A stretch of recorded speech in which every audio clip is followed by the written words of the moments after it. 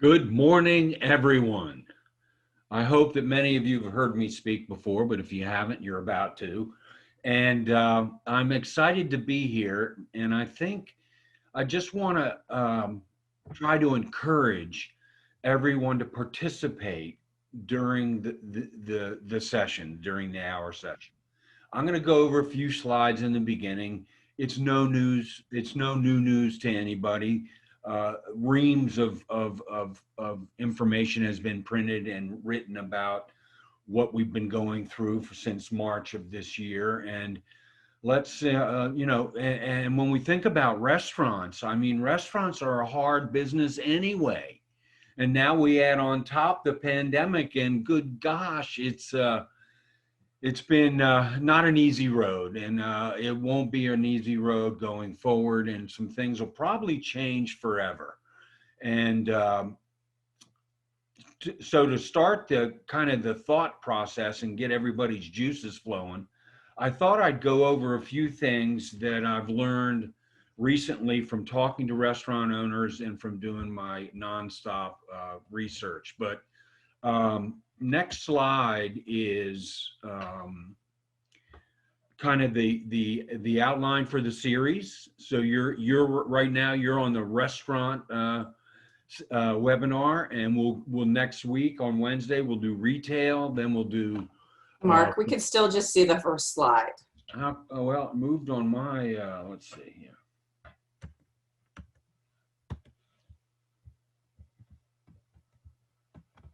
How's that? Here we go. Yep. Okay, so here's the series. You're in 1 out of 5. And I was talking about retail, then to fulfillment, pivot, pack it, and ship it. For those that don't realize it, in retail anyway, the pundits are saying that almost 50, some are saying 70% of the retail this year for the holidays will be done online. So the idea that we're going to have to be ready to pack and ship more product than we ever have in the past is real and coming on us down the pike very, very quickly. So that's session 3.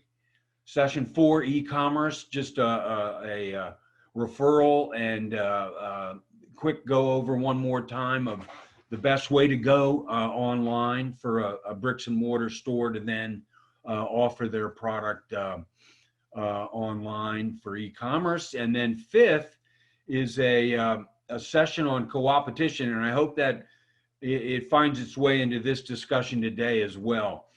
Co-opetition is a word I kind of came up with, and it's kind of a derivation of competition. But my feeling, and I think many people share this with me, that in a small town and in a community, we're really in the business of cooperating with each other, not necessarily vindictively competing with each other. So it's my belief that all boats rise with the tide, and that if we work together and share ideas and help each other in this endeavor, then everybody will benefit. The individual stores will benefit as well. And that will be the discussion in session 5 on co-opetition. So let's see if I can get this slide to move. There we go. That's me. You probably already know that because you might be able to see my picture in the Hollywood Square format, but that's me. And I've been doing this for 9 years, or actually 11 years. And I've met a lot of people, and I've talked to a lot of people, and I've also run a lot of businesses. So one of the things I like to tell the audience is you need to be making mistakes, because if you're not making mistakes, you're not taking risks. And today it's risk reward driven. I mean, we got to figure out what works and what doesn't work. And hopefully in the last 6 months, many of you have experienced wins and losses. And what we'd like to talk about today is what you've done that works. And I'd like to also know what you've done that doesn't work, so that you can help your colleagues through weather this storm. And gosh, we have everything from, this will be a year to 3 years to we have a vaccine, no, we don't. There are side effects. We're just, if I was a betting man, I'd say that we're moving toward maybe another outbreak. So I'm encouraging Plan B, and I think we need to talk about Plan B today, because it wouldn't surprise me if we see in restaurant dining curtailed later in the fall. So we need to talk about that some. So the next slide is what's changed. And, I think the better question is what hasn't changed. But I want to start with this statement because I think it's important. Sharing food and eating experiences have defined us as a human race. Think about that. One of our major social interactions is dining and eating and drinking together. And that's what's under scrutiny right now because of the 6-foot distancing, and we know that it spreads from being close to other people. So the secret for me, if you remember anything today, it's that the secret sauce is taking what's supposed to be not social, not close, not in the four walls of a restaurant, but making this antiseptic safe environment still a pleasurable and memorable experience. So the title of my original restaurant seminar was "The Experience is Twice as Important as the Food." Well, guess what the title is now? The delivery and packaging of the food is as important as the food itself. My point here is that as we go further into carry out, further into boxed meals, further into subscription models, further into restaurants as grocery stores, we have to make it exciting still. So one of the ideas is bento boxes or the packaging itself of something that's carry out. So making that part of it exciting. So, gosh, what hasn't changed? Let's talk about the communication for a minute. Masks, distancing, menus, marketing, those kinds of things. And I don't want to take up too much time because we have a special guest today that you probably want to hear talk more than you want to hear me talk. So we'll get there shortly. There's 5 things that are occurring right now that will go post-COVID, meaning they're social changing and they've probably changed forever. And I'd like to cover those 5 things right now. Contactless payment, 3 out of 4 people say they will continue to use this post-pandemic. People don't want to touch your menus. They don't want to touch your credit card machine. They don't want to touch anything. So this idea of being able to do everything on their phone is alive and real. So point number 2, dine-in ordering and paying without touching a menu or a credit card, all done from scanning a QR code on their phone. So what people are doing now, what restaurants are doing now, and I hope many of you are doing this, is a QR code comes up on your phone and you scan it and it gives you the menu, and you and the rest of your party at your table end up ordering food all over your phone. And then as you complete the meal, you scan again and your receipt comes up on your phone and you simply pay through your phone like you would anywhere, with PayPal or Apple Pay or any of those payment procedures that you can download onto your phone. So dine-in ordering without touching anything, it will become more and more acceptable. The other thing we found is for every 5 consumers, 3 carry out at least once a week and sometimes twice. So the whole idea of carry out and dining at home is alive and growing quickly. And this notion, I'm sure you've heard this notion, but have you heard about ghost kitchens? Does everybody know what a ghost kitchen is? A ghost kitchen is a kitchen that only provides carry out and pre-prepared meals. There is no dine-in. There is no dine-in option. And what some of the pundits are predicting, listen to me right now, this is pretty wild. 50% of the restaurant volume by 2022 will be done through ghost kitchens. What do I mean by that? Well, I'll tell you what I mean by it. You won't be able to go into a McDonald's anymore. It will all be drive up and carry out. And many of your fast food, and that's why the number goes to 50%, is we're talking about all the fast casual restaurants going to drive up windows only. Well, there's half your restaurant volume right there. So the customer, and the reason I'm telling an independently owned restaurant owner this is the customer's going to be accustomed to this kind of thing. And I don't think you all are going to try to build drive up windows to your restaurants. But I think you'll continue to communicate via your website and video that this is the way you're going to market and this is what they should expect. And it's a good idea for me to cover this right now. You need to make sure that the person that's going to shop with you and dine with you knows what to expect when they get to your front door. And the easiest way to do that is to put a video onto your homepage of your website explaining exactly this. I think the best way to do it is to spend the first 15 seconds talking about you and your restaurant.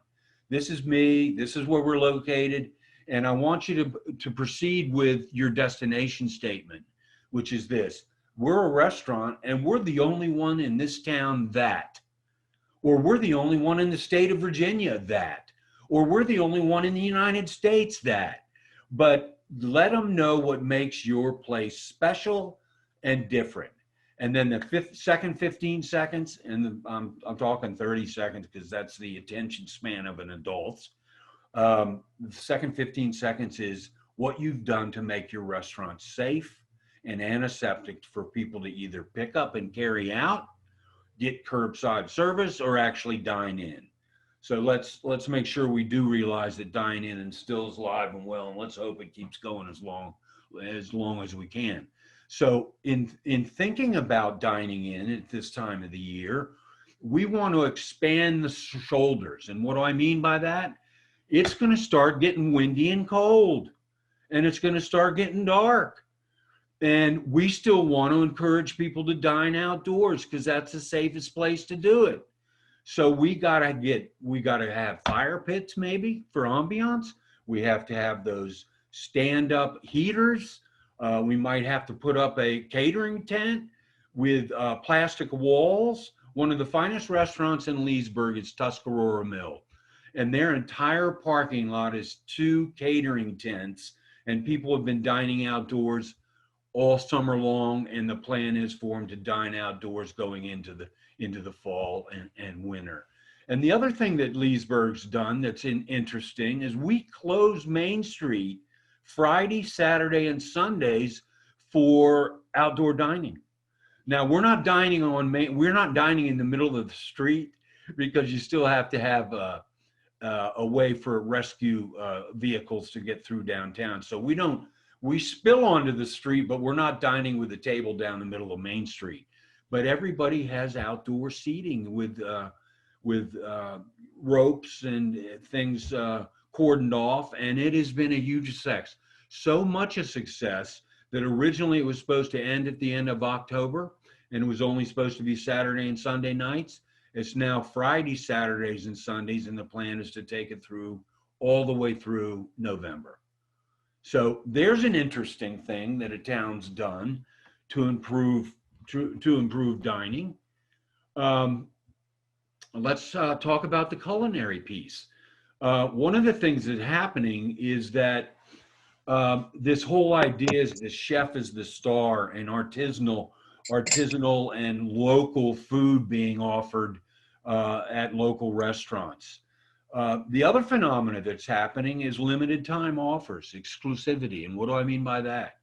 Well, some of the fine dining restaurants are offering things that are exclusive to the five percenters, the ones that, have more money than they need to worry about. Well, they're eating truffles and caviar and gold flakes and all sorts of cool, exquisite things.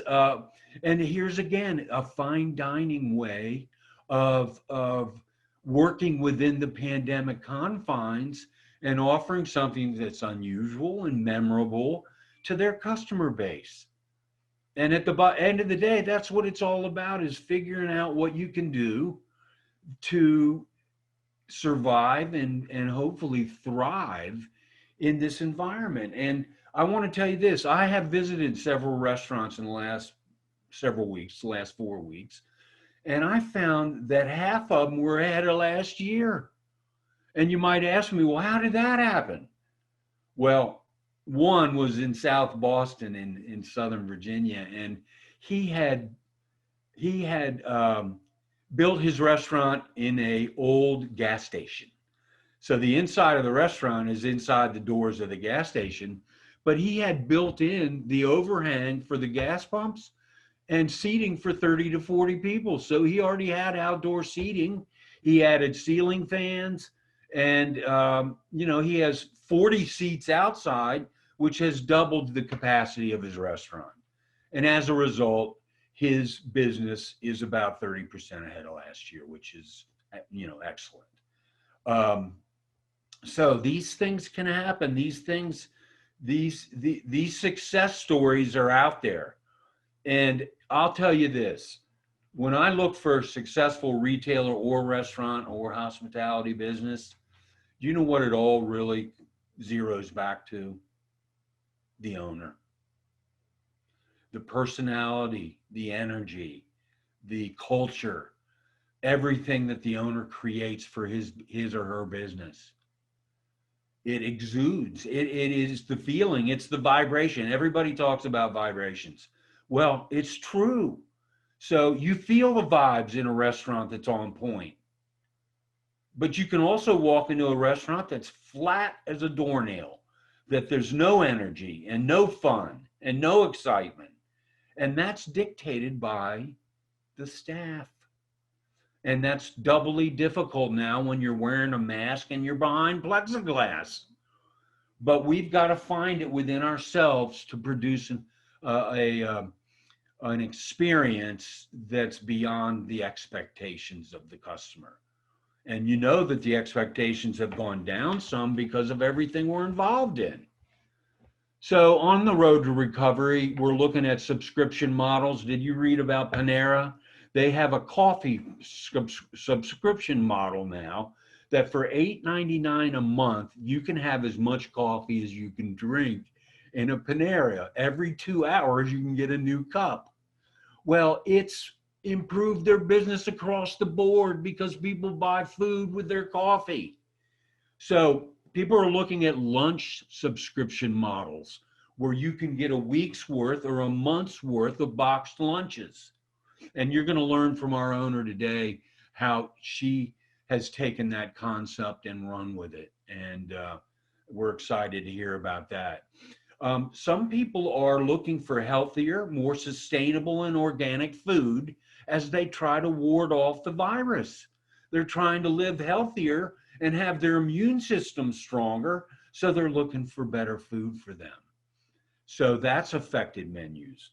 And so has this idea of food for the mind and soul, artisanal, local, and chef-driven. And then last but not least, ultra hygiene with transparency in the food prep. The cleaner, the more emphasis you put on what you've done to prepare. You know, I tell this story, but in the state of Kentucky, the health certificate for your kitchen of your restaurant has to be posted on your front window. So talk about transparency there. You know whether that kitchen's clean or not, But in the meantime, in the states that don't do that, go to the restaurant's bathroom. If it's clean, the kitchen's probably clean. If it's not clean, kitchen's probably isn't. So goodness, I have run through quite a bit here, and we're working together on this. And without further ado, I think I ought to introduce Diane Roll. You guys will be absolutely blown away by this woman. She's she hails from a small town outside Harrisonburg called Dayton, Virginia. And she started with a food truck when 2009, does that sound right, Allison? Or 2004? It's been a long time. But she started with a food truck, and then she started Dayton Tavern, which is right on the main drag in Dayton, and is a resounding success and is known as having the best steak in Virginia. So we'll get some folks in your restaurant based on that, I think. And then she has a new concept that I'm going to let her talk about because it's out of the box. It's an idea that is the kind of idea that we're looking for people to come up with these days. So without further ado, can Diane get unmuted and start talking? I am here. I am here. Hello, Diane. Hello. How's everybody today? All right. Yeah, if you want to hit the slide one more time, there's a better picture of me. There you are. There I am. Yeah, so it was actually 2011. I opened Mama's Caboose food truck. So I split the difference. There you go. Whatever. Feels like an eternity at times. Yeah, it does, I bet. And then that morphed into some catering, but the food truck wasn't exactly the most sophisticated of things. So we ended up having the opportunity to open the Dayton Tavern. Well, the Dayton Tavern is a pretty cool place. So then that increased our catering sales. But then we were 30% ahead of last year. We had probably 30 weddings on the books, all kinds of corporate events. And then Friday, March 13th happened, and that was the end of that. So the restaurant held its own. You were 30% ahead and on a roll when on a roll, no pun intended. Yeah, no pun intended. When the pandemic hit. Yep. Yeah, no, we were 30% ahead over last year on everything.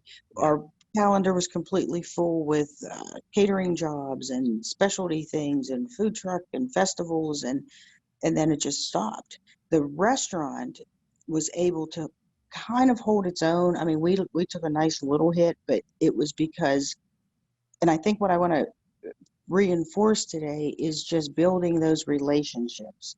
When you have customers that absolutely, you love them like they're your family, and you build, like you're saying, you're building a vibe or a culture where you feel so safe, and it's such a good place to come to the restaurant. That, I mean, I've actually had people that bought $1,000 worth of gift cards or $700 worth of gift cards, or called in and just, in addition to buying their gift cards, they tipped the servers $50. I mean, insane, nice.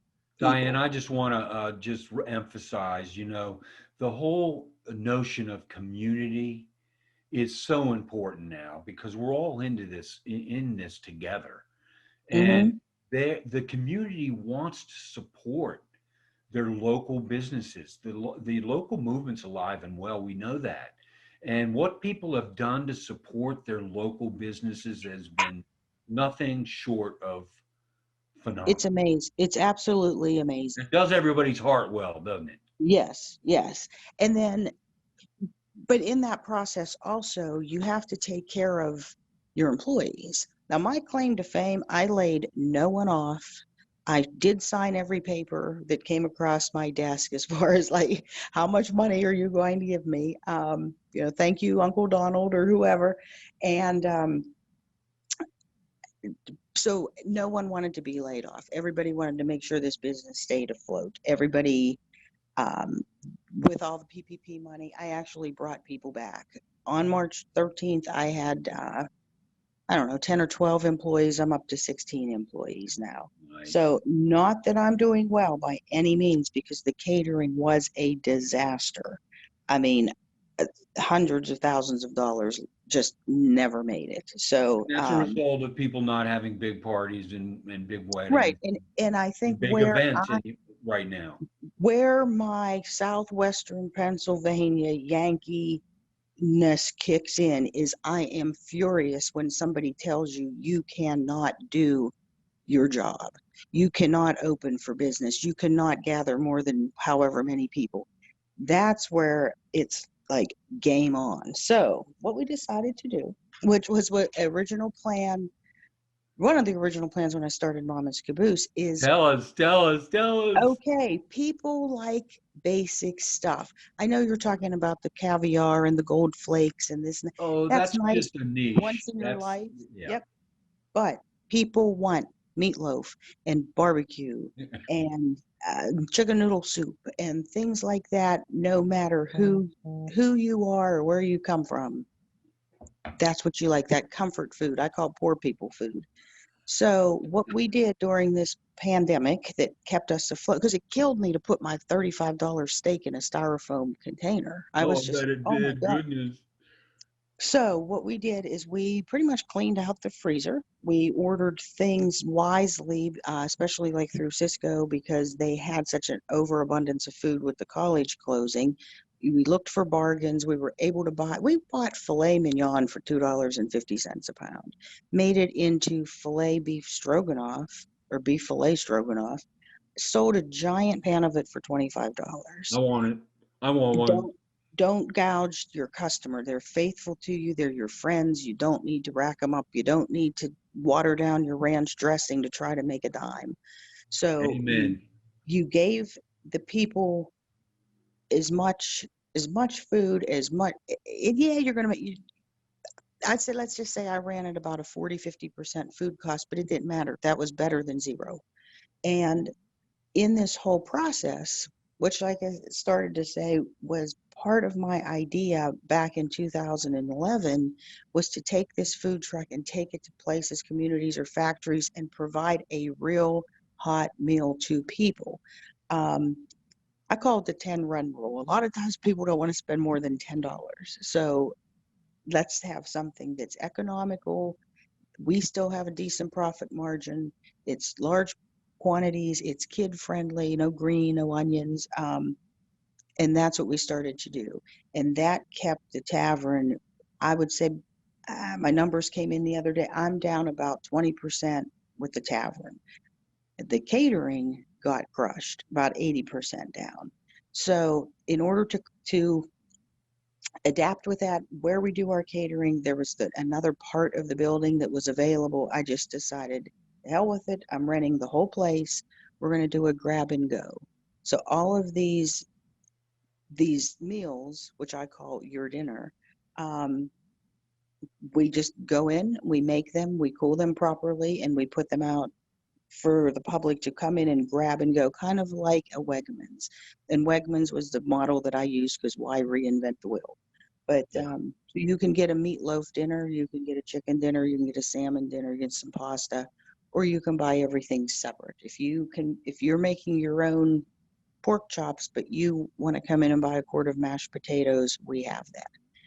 And So let me, Diane, one real quick. Let me just, so there was a building that you used as your catering kitchen, and the rest of the building was vacant.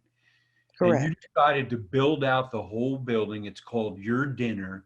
And the building itself is called North River Marketplace. Okay. My product is Your Dinner. We built out the whole place. Well, the kitchen was already there. We kind of put up a wall to have some more storage because we were kind of packed in there. And how many vendors are in there? Well, that's when you had the slide up about, what do you call it? Co-opetition. Oh, what's your co-opetition? Yes. Yeah.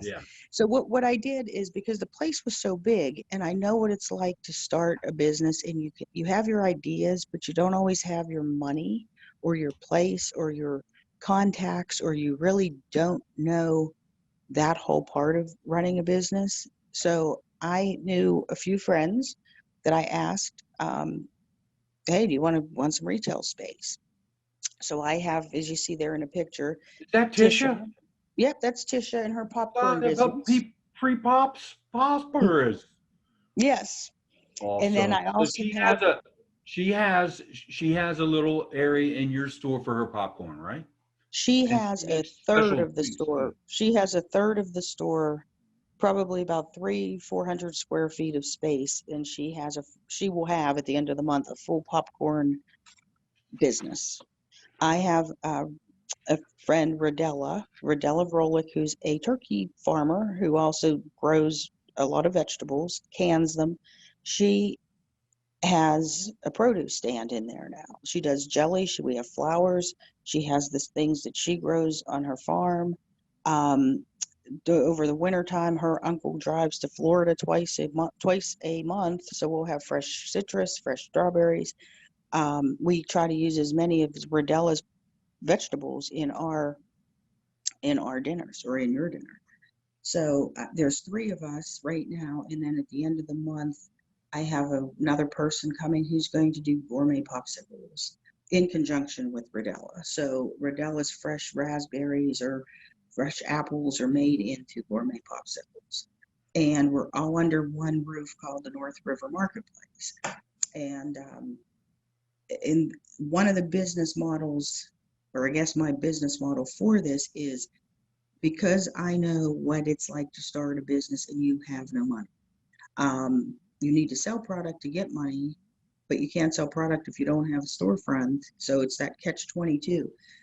So what I did is I offered them their space in lieu of working my cash register. So what they do is each of the girls work 10 to 15 hours a week at the register and helping me with my business also, stocking the shelves and basic stuff, making sure everything's clean. And they are allowed to have their space and do whatever they want to in their space. They're independent of me. They have their own business license. They have their own certified kitchen where necessary. But basically they work for me, work with me 10 to 15 hours a week, which saves me about $40,000 in payroll and the stress of having somebody that doesn't have a dog in the race. I don't have to hire a college student or a high school person or somebody or cross your fingers that they show up. These are people that have a stake in it. And we all work together, and it's we're not in competition. We're just all working together. So far, When I ran across this and Diane and I discussed the business model, I met Diane when the building was still relatively empty. She hadn't started the build out yet. I thought to myself, what a great concept for the town as a whole. So now there's a place where new businesses can have a start and get started without the upfront costs, and then provide a service for the entire town. I just think it's exactly the kinds of things we need to be thinking about going forward. And what we're able to do is keep that price point down, because I'm already renting the kitchen space. So my rent did not go up very much. We're able to use every morsel of food that we get. So we can make casseroles, we make salads, we can work, you do a catering job and you need 50 pounds of something, but you buy 50 pounds, but you only need 40 pounds. So there's 10 pounds of something that we can make into something else and sell it's like having a giant kitchen in a home feeding a big family. Right. You take what you got and you make some dishes out of it. Right.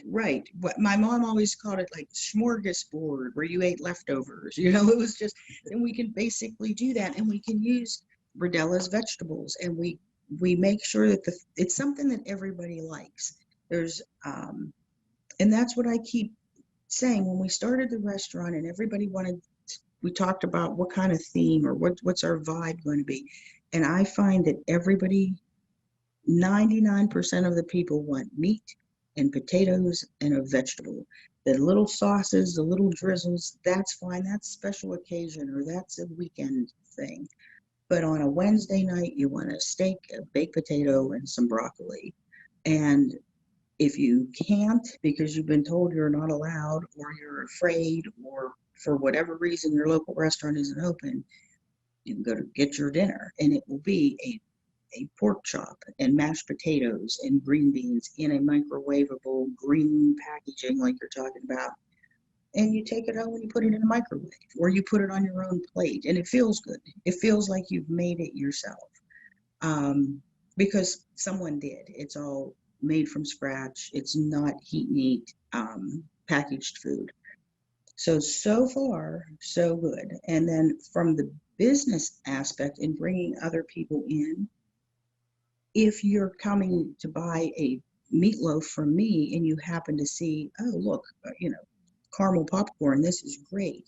And then, oh, that's right, I needed to pick up some pumpkins to decorate my house. Everything's one stop. So we've also brought in bread, milk, eggs, and butter. So you can come and get your dinner, but then you also can get just the things that that you need in your household anyways. And that's all local products. Mount Crawford Creamery, Showalter cider, local egg farmer, chicken grower. So that's where we That's are. how you roll, Diane. Roll. That's keep going, sink or swim. And I think everybody that's sitting there listening, or dozing off, one or the other, you can talk about how the problems that we have now, like, no kidding, we've lived through this for 8 months. So it's sink or swim. You can curl in a ball and cry and give up like some of the chains did, or you can just dig your heels in and let's see what we can do. And here we are. Well, we're so glad that you were able to come and tell us that story, because I think it's a beautiful thing. Good. So let's open the mic, see if anybody has any questions of Diane. Let's try to get some conversation going here. I just soon hear from people than for you to hear me talk anymore, but certainly ask questions of Diane, me, or anybody. And let's see how we can move this thing along. I can't not. Hello. Unless I can't. Something. Carol, do you have a question? Nope. Oh. Well, Diane, thank you. Thanks for sharing this. I just really have enjoyed your journey. You have figured it out. You keep on thinking ahead, and you've gotten a lot of advice and a lot of community support. Love how you're working with Tisha. She's another extraordinary entrepreneur, and you guys are always thinking about what's next. How do you see this thing growing? What do you foresee in the future? Which is a tough time to plan ahead, but what do you think? I can see that, get it all back to some sort of normal where there's actual cash flow and everything's not a SBA loan or something. Let's get it back up to where we're working in the black, and then it's going to be one of two things. One is plan the exit strategy, sell it all off. The other would be, I can see where this your dinner idea and this general concept at some point can be almost, I don't know anything about this yet, but like franchised, or once we get our recipes down, it can be almost like a franchise or a chain of some sort. Because the food is good. The food is good. It's basic. It's simple. And so far, people are really, really excited about it. There are people who love to cook but don't have time, and there are people that can't even boil water. And you can't keep going through drive-throughs and processed foods and chain restaurants with the amount of sodium and everything. And older people, I think we're going to really hit a good one where Bridgewater Retirement Community is in my backyard. That's actually who owns the building. So I am 99.9% sure we're going to be on the meal plan for the for the home. And I want to put it out there. I still have a little space. So if anybody's listening and has a product or is in that position where you're kitchen certified, you make something, you're still on the weekend warrior circuit of festivals and stuff like that, which are zero this year, call me, because there's still room for a few more people. Diane, here's a question. What did you used to do that you no longer do because it no longer works?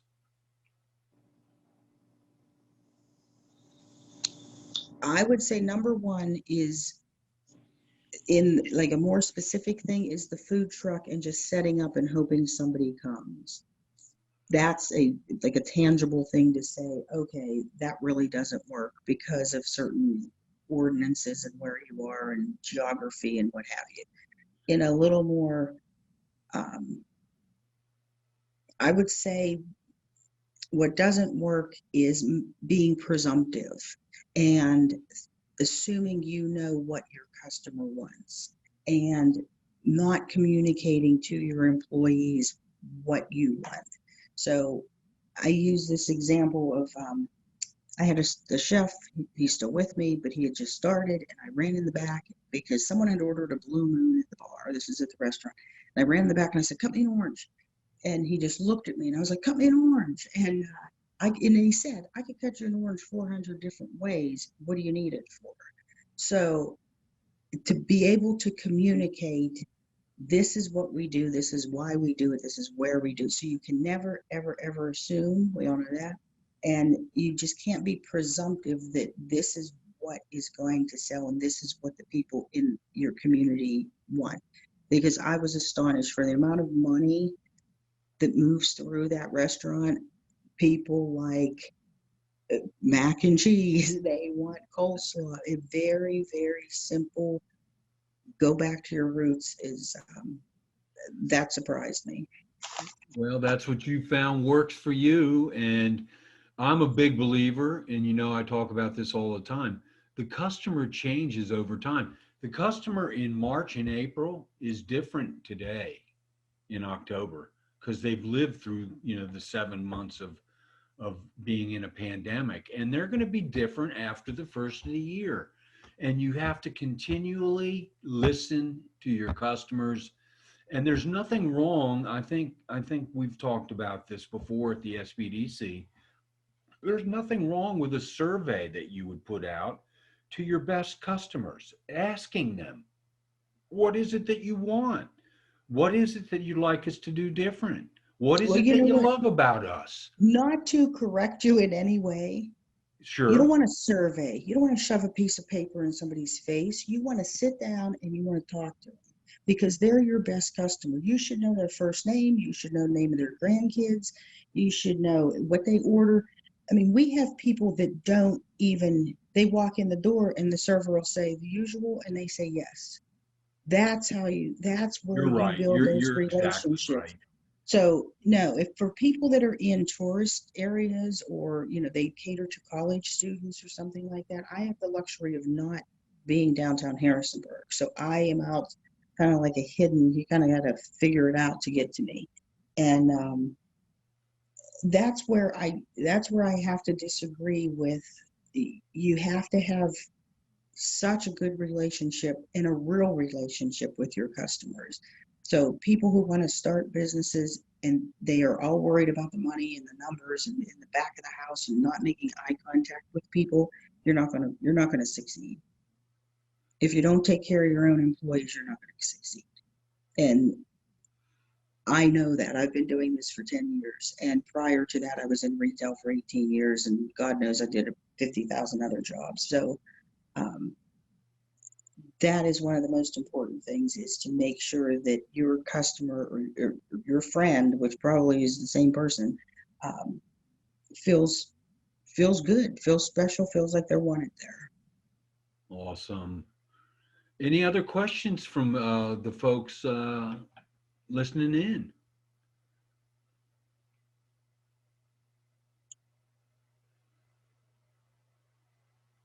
Everybody wake up. I think, Diane, you must have covered the information extremely well. Well, I don't know about that, but maybe. And anybody's welcome to get in touch with me. You're welcome to put out my personal phone number. If anybody wants to call but it doesn't want to talk in front of a group, that is totally fine. Diane, can Christine, you guys hear me? Yep. Yeah, so my name is Sean, and we've been working on understanding the sort of commerce ecosystem that's changed and how restaurants can help and what can be useful for them. I'm wondering, in your market with your following and so forth, it's great. I mean, it's wonderful to hear how you've adapted to address a need that exists. I'm wondering what you see in terms of pickup. How do you do delivery, and what is your impression of the food ordering apps? Well, my impression of the food ordering apps, I had a really bad experience with one of them. And that was because, like Mark said, we have the best steak probably anywhere. I had one of the drivers steal my food and never made it to the house. The concept is great. Me personally, I don't want anybody else touching my stuff because my reputation is there. And then when you have somebody that just drives off with $70 worth of steaks and never makes it to the house, and you call Grubhub and they tell you, well, it doesn't matter, you get paid anyways. It's like, oh, no, no, no, no, no. Mhm. So I personally deliver. You all do delivery from your restaurant? I will do anything at this point. We will do anything to make $1. And yeah, I'll deliver. And this lady that they stole her food is a dairy farmer way, way out in the sticks. It's a 15-minute drive. But she now orders probably every other week. Right So on. at the end of the night, I drive it all the way out there.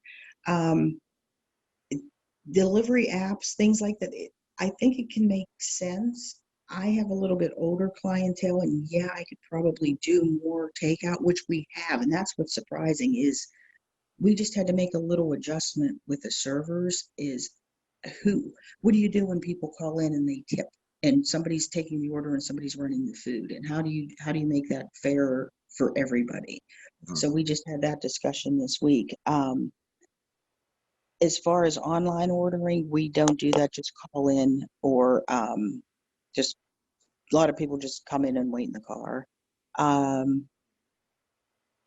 I can see where there's a good potential, but who are you getting to drive? And then that was what blew my mind. Everybody's all worried about this sanitation in the restaurant, which we have been doing forever. Like washing your hands and wiping a table is now a new concept. That's a problem.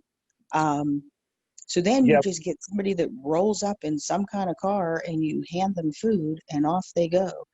That to me is, and where are they going? And then where were they before they got there? And Exactly. I mean, there's a growing sense of, safety concern about these third-party delivery services, and I wanted to get your take on it also. And what I find with this pandemic is even people that were supposed to be locked down, some of the like senior communities, they would still like sneak out and then call and then place their order. And sure, they did curbside and gloves and masks, and we went through all that stuff. But I think people just wanted to get out of the house. They just wanted, I was like, I'll do anything. Let me just drive the long way, just to get out of the house for a little bit and go pick up some food. How much comparison have you seen with pickup now? You may have said it before, but I would say where we normally would do one pickup, I'd say we've increased it to maybe 4. So we don't do tons and tons. It's not like I'm doing 100 deliveries a night, but I would say 4 times what we're used to. Definitely an increase. And then, but with this, and some people, they don't care. Like I would never get like fried fish to go, but they do. And, they said are good steaks. They don't care. Will spend the money because that's what they want. But then we're a little more accommodating also. So I have people that they call and they buy the steaks uncooked and they cook them at home. And so you do offer that option as well? I don't offer it as a like, oh, look, this is what you can do, because I'm not going to stock things that are $30 a pound in hopes that somebody's going to buy them. But when you have those, again, it goes back to that relationship. When you have that relationship with a person and they feel comfortable to be able to say, hey, can I just buy the steak? And you look at your price list and charge them a couple extra dollars and say, sure, here you go. Yeah. And not gouge them and charge them what you would charge them cooked. You just, sure, here you go. Yeah, you're corroborating these trends we've seen both regionally in our interviews, but also, you know, in surveys and so forth that have been published about the changing trends since COVID. How many do you have a strong presence on social media? Yeah, how a do you, couple thousand on each platform. I'm not a big Instagrammer. I feel that most of our customers are a little older. And even when it comes to like the catering and the wedding, sure, the bride is going to be looking at Instagram, but the mom and dad are who's paying for it. So, and again, it's social media definitely has its place, but you've got to have an eyeball to eyeball. And Sure. that's what, and this mask thing is really making people distant, and I don't like it. So I think our culture still at the restaurant it's warm, it's small, Yeah. we social distance, but I have 28 chairs, so that's what you get. Yeah. Wonderful, You know Diane. what I Thank you. read about future trends is that, have you heard of a bodega? A bodega is a grocery store that's also a restaurant, or a restaurant that's also a grocery store. So restaurants of the future may do what you just said, Diane, which is, would you like to take the steak home and cook it yourself? That'd be fine, because a lot of people are DIY right now because they've been confined to their home. So more people are cooking. More people are learning how to cook because they have the time to do it and they're at home.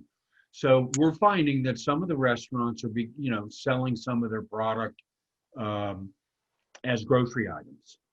So Well, I and you think that'll be can, something that grows in the it future. can, but again, you've got to look at your cash flow and you've got to look at your fiscal, responsibility. And that goes back to that being presumptive, that everybody's going to run in and buy this, $30 a pound beef. But you can't keep fresh beef at $30 a pound, assuming somebody's going to come. You can Right. take orders, you can do certain things, but that's a feel your way.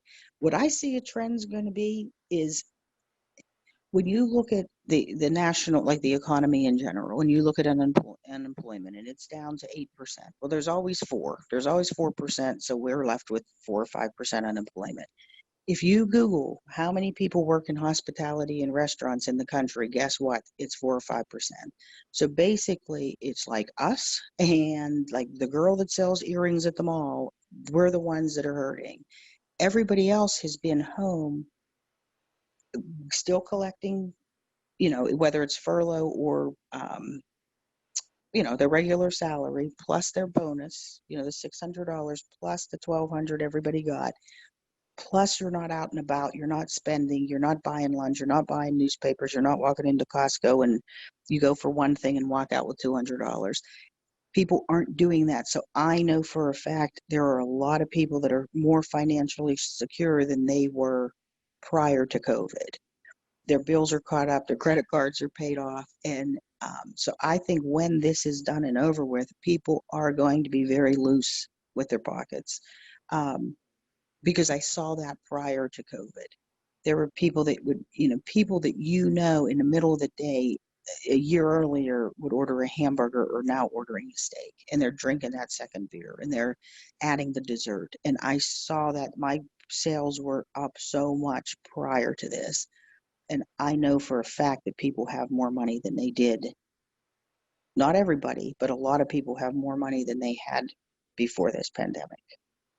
You're here. Mark, can you put the slide back on the second one that talks about our different events? Because Christine, Yeah. you might want to encourage them to attend one of the other sessions, since we do our last seminar this month is on cooperation. Okay. Is there a way to get all the way to the back without going through each slide? Probably, but off the I top don't of know, my I just- head, I You're can't tell. halfway there This is now. a good, So keep this on is a going. good do.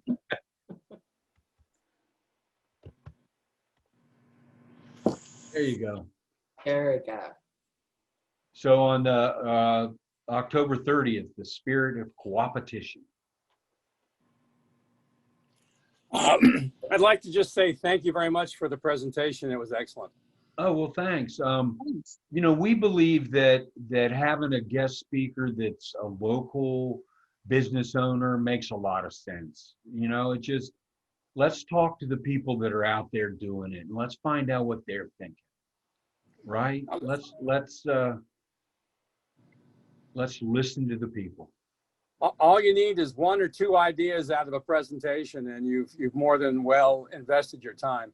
I'm opening this morning, so I'm cashing out and doing the opening paperwork. But the good news is I get to listen and then participate. So thank you so much. Well, thank you.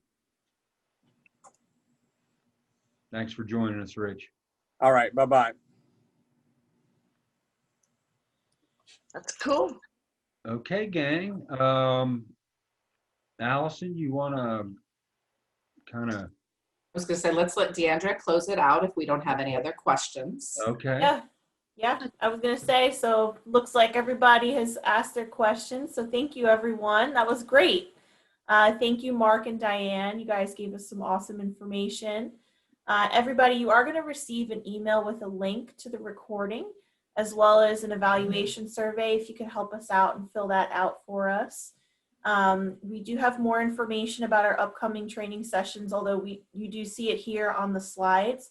You can go to virginiasbdc.org as well, and you should be able to see those. You can register for those sessions as well there. Part 3 is going to be Wednesday, October 21st. That is going to be geared towards retailers. Also on our website, you can find the business recovery webpage, which was developed to help owners continue business operations during this challenging time. These detailed guidelines cover a broad range of critical considerations ranging from safety and workplace guidance to financial assessments and marketing and communications. While you can use it by themselves, they were designed to be used in collaboration with a business consultant at your local small business development center. We have offices located throughout the state to assist you. And thank you everyone for attending, and we hope that you join us at our next session. Well, thank you. Thank you. Ready, everyone. Thank you. Have a great weekend.